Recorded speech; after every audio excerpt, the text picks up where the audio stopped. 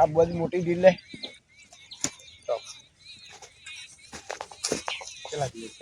દ્વારકાધીશ મિત્રો, તો આજે અમે એક ખેડૂતના ત્યાં આવ્યા હતા.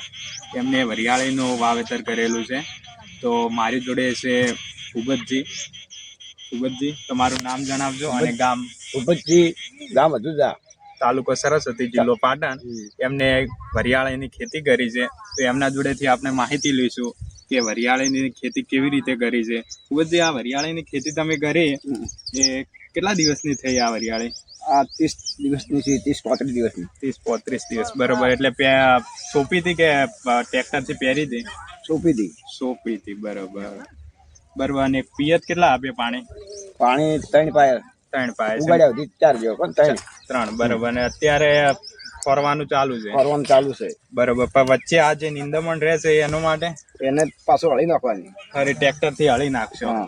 બરોબર. અને કોઈ ખાતર બીજું કોઈ આપ્યું કે નથી? થોડો એરિયા એક ફરવા આલ્યો. યુરિયા એક વખત આપ્યું એમ ને?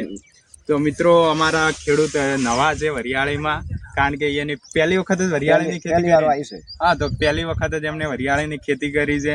એમને કોઈ અનુભવ નથી. આ તો શું કે જોઈએ એમને પણ ખેતી કરી છે વરિયાળીની, એટલે કોઈ અનુભવ નથી. એટલે તમને કોઈ વરિયાળીના પાક વિશે કોઈ અનુભવ હોય તો મારી કોમેન્ટમાં નંબર જણાવજો અને શેર કરજો નંબર, જેથી કરીને એ ખેડૂતને હું નંબર આપું એટલે કે વરિયાળી વિશે તમારી જોડેથી માહિતી લે અને ઉત્પાદન સારું મેળવી શકે.